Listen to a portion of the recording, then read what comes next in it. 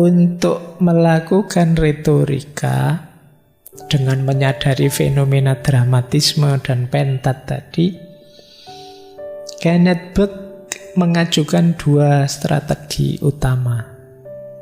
Yang pertama identification, yang kedua division. Identification itu ketika kita menekankan kesamaan. Kalau division ketika kita menekankan perbedaan. Nah, misalnya tadi kasus-kasus di depan tadi, sebelum saya berretorika saya cek ini audiennya siapa ya, kelompok mana, cara berpikirnya bagaimana. Nah itu strategi identification itu menegaskan bahwa saya bersamamu. Kita satu geng, kita satu kelompok, kita punya aspirasi yang sama. Ini namanya strategi identification. Jadi ketika kita menekankan kesamaan di antara kita. Sampean tidak setuju, saya juga tidak setuju. Ini identification. Yang kedua, division. Kalau division ini memisah. Jadi memisah itu begini.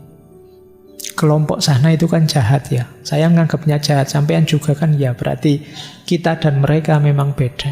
Ini strategi minna wa minhum. Itu gaya pemisahan. Karena kadang-kadang sebenarnya kita tidak banyak kesamaan sih. Saya dan kalian alirannya beda. Tapi alhamdulillah kita punya musuh bersama. Nah maka saya tidak nyebut-nyebut saya sama apa dengan kalian, lebih baik tak sebut musuh ya bersama saja. Dengan menyebut musuh bersama rasanya kita teman, padahal sebenarnya kita tidak sama. Itu namanya strategi division. Jadi ya kalau penceramah biasanya ya Bapak Ibu tidak setuju kan kalau ini kan gitu. Yang dicari yang kita sama-sama tidak setuju. Nah itu namanya strategi division. Kenapa sih strategi ini penting? Karena manusia itu secara alami biasanya individual. Saya punya pengalaman sendiri, saya punya keinginan sendiri, saya punya aspirasi sendiri, kan awalnya begitu. Nah itu kalau punya teman, seneng dia. Saya setuju dengan itu. Nah, sampean setuju juga? Iya, wah seneng kan kita kalau ada teman. Kamu juga begitu toh? Iya gitu. Jadi manusia itu awalnya terpisah tapi senang kalau ada yang sama. Maka strategi identification dan division ini penting. Dalam retorika tegaskan bahwa kita sama. Tidak apa-apalah pilihan kita berbeda. Yang penting kita tidak setuju kan kalau ada yang begini. Nah ini strategi division namanya. Nah, dengan menegaskan musuh bersama, seolah-olah sekarang kita teman. Ya sekarang kan ada kepentingan. Besok kalau kepentingannya hilang, ya beda lagi urusannya. Ya retorikanya ganti. Dan itu yang dimaksud identification dan division. Jenisnya 3. Kata Kenneth Burke, identifikasi itu ada model simpati, ada model antitesis, ada model asosiasi. Ya sederhananya kalau model simpati itu kayak tadi aku dan kalian sama. Kalau model antitesis kita punya musuh bersama. Ini division tadi. Kalau model asosiasi, kita mengasosiasikan diri dengan yang di luar kita. Nah, orang Indonesia itu ramah-ramah loh. Saya kan orang Indonesia, berarti saya ramah. Padahal mungkin tidak terlalu ramah juga. Tapi karena kita mengasosiasikan diri dengan yang di luar kita. filsafat itu canggih loh, dalam loh. Wah, saya kan tiap Rebo ikut ngaji filsafat, berarti saya sekarang canggih juga, dalam juga. Ini namanya identifikasi secara asosiasi.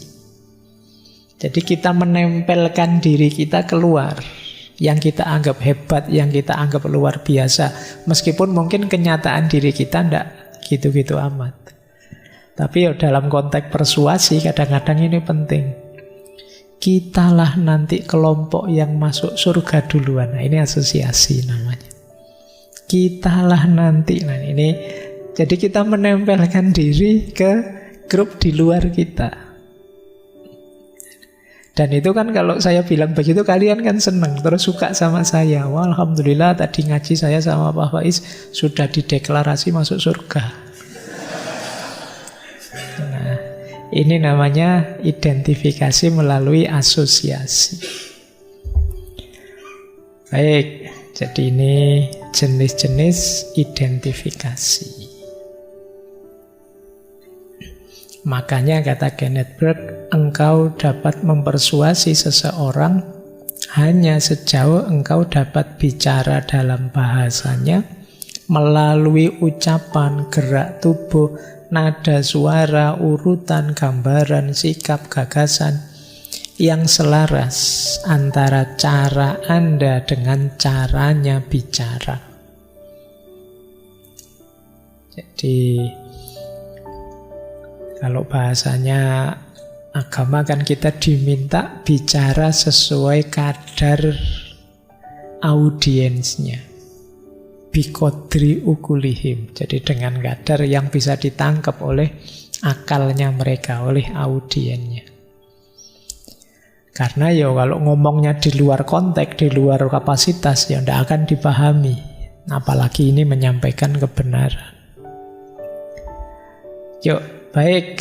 Masih ada 15 menitan lagi ya. Kita rangkum sekarang situasi retoris. Ini konsep analisis situasi retoris. Jadi dari semua konsep-konsep retorika, pada akhirnya kalau kita ingin menganalisis satu retorika, ada beberapa aspek yang harus kita pahami.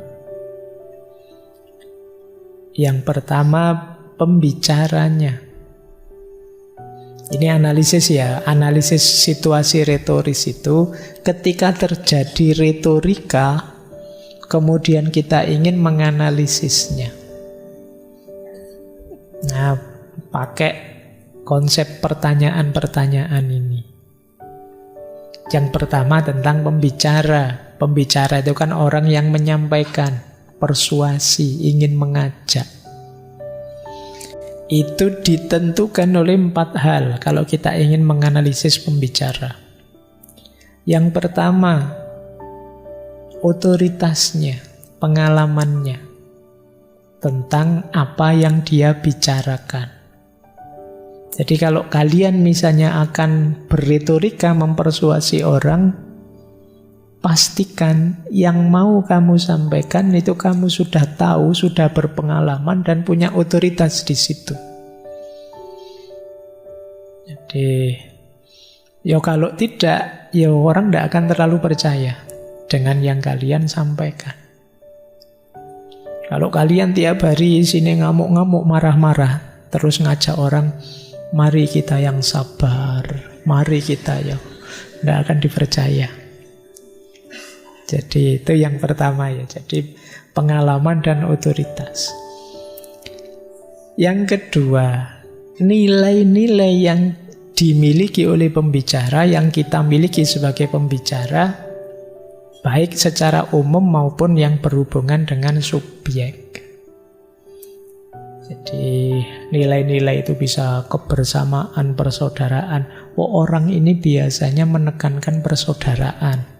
Oh, orang ini biasanya menekankan kepatuhan pada hukum. Oh, orang ini biasanya formalitas dari norma-norma. Ini namanya nilai.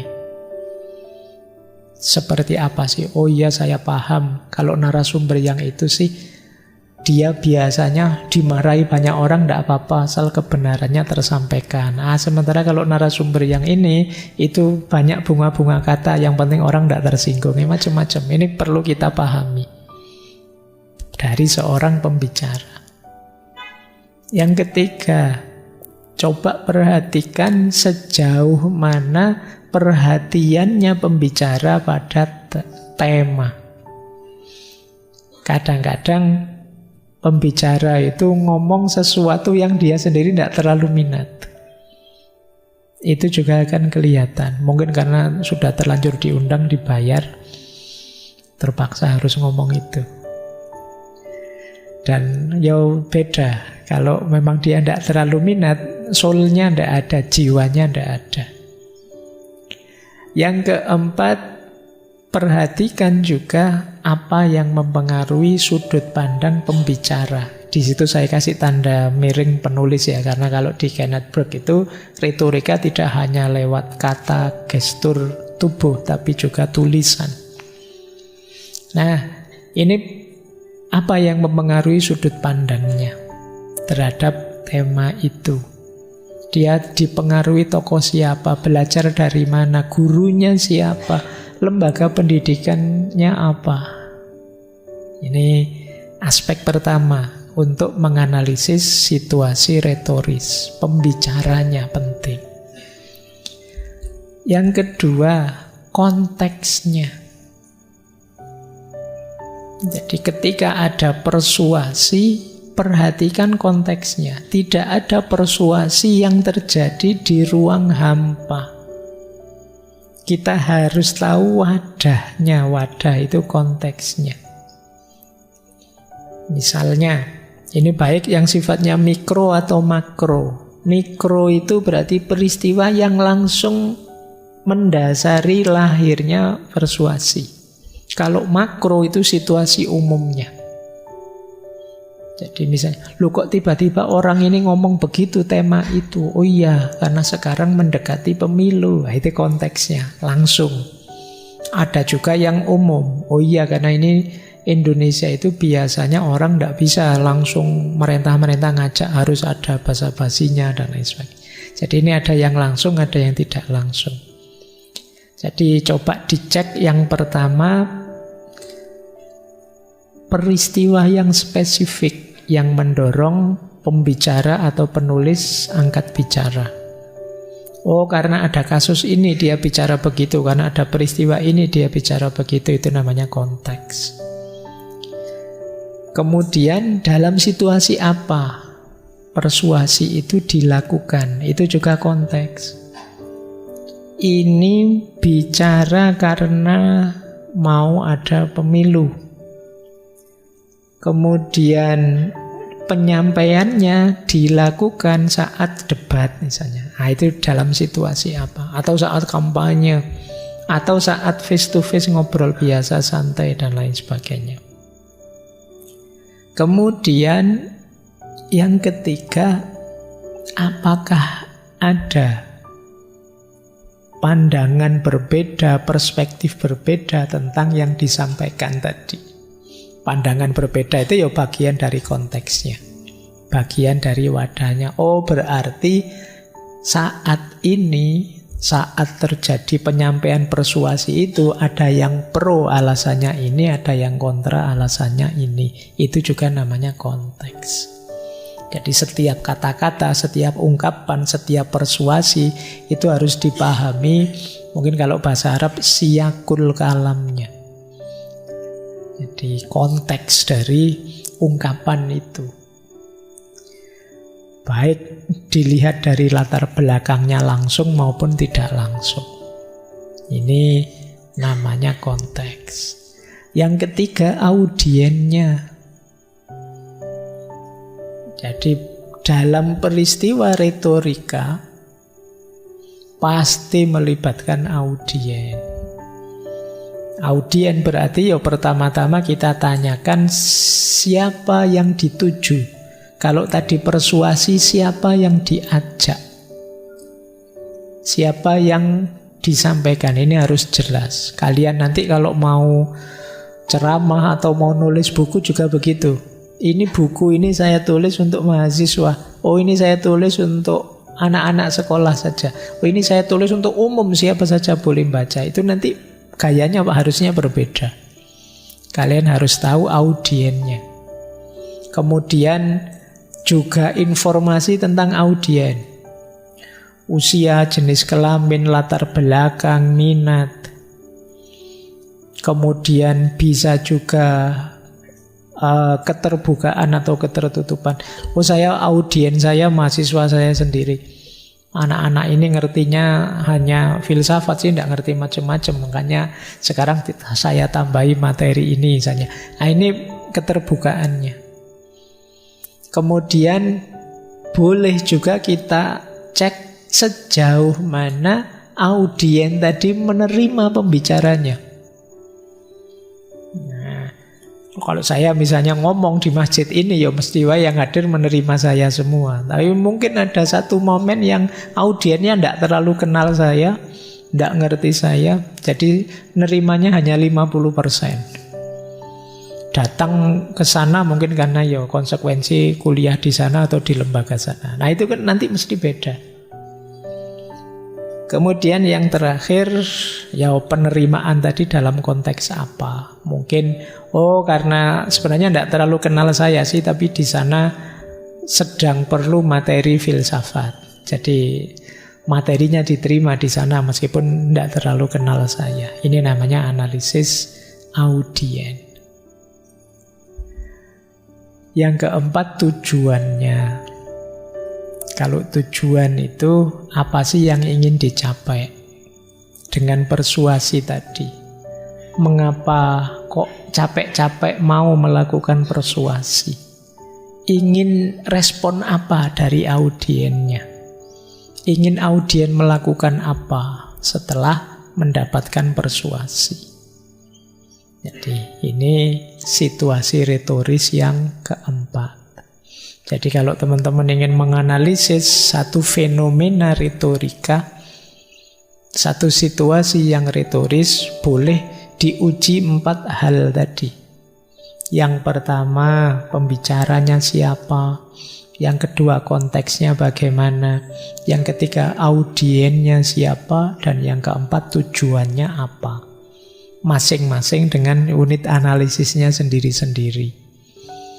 Siapa tahu nanti ada yang penelitiannya berhubungan dengan situasi retoris tertentu. Ya, kita temui banyak di sekitar kita hari ini, era-era kampanye ini kan kita ketemu banyak situasi retoris itu. Kalian boleh menganalisis dengan model analisis ini. Baik, terakhir. Setelah itu kita tanya jawab ya. Sebenarnya saya ingin panjang tapi kok ya sudah 9:30. Oke ya, ini melanjutkan tadi loh yang pentat tadi. Kata Kenneth Book begini, ini menarik kalimatnya. Kinerja apapun dapat didiskusikan baik dari sudut pandang pencapaiannya maupun dari sudut pandang kegagalannya. Komprehensif dapat didiskusikan sebagai kedangkalan. Intensitas sebagai keketatan. Toleransi sebagai ketidakpastian. Tidak mampunya ikan berjalan dapat dijelaskan dalam kaitannya dengan keunggulannya sebagai perenang. Cara melihat juga merupakan cara untuk tidak melihat. Fokus pada objek A berarti mengabaikan objek B. Ini uraian tentang pentat tadi. Apapun tinggal sudut pandangnya. Yang positif bisa saja jadi negatif. Ikan yang berenang itu kan bisa saja kita tertawakan, kita lecehkan, Allah tidak bisa berlari saja. Ya kan? Yang seneng, wow dia pinter sekali renangnya. Jadi kedalaman filosofis bisa saja kita anak ala kurang kerjaan. Ngapain mikir dalam-dalam, bisa saja begitu.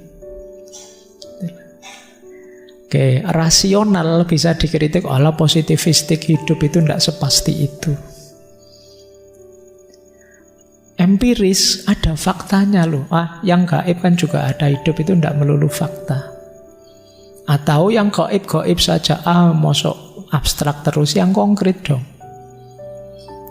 Apa saja bisa kita lihat, sudut positif negatifnya tergantung kita membahasakan.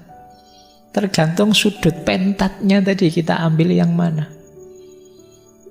Idealis luar biasa loh. Hidup itu kalau tidak ada ideal, bagaimana kita bergerak menuju? Itu yang positif. Yang negatif, idealis itu buat apa? Kalau tidak nyambung dengan realitas, dengan faktanya, buat apa ide-ide besar? Tergantung cara kita membunyikannya. Ya ini mengajarkan kita untuk seperti tadi ya, kalau kita berretorika sesuai kepentingan, kita tinggal milih rasio pentat yang cocok. Atau kalau untuk kita sendiri tentu saja kita hati-hati. Sebagaimana kata Marcus Aurelius itu loh, apapun yang disampaikan ke kita itu sebenarnya sifatnya opini. Meskipun itu tentang fakta. Ketika orang ngomong fakta, ini loh faktanya, ini fotonya, ini gambarnya. Tapi cara membunyikannya kan tergantung persepsinya sendiri-sendiri.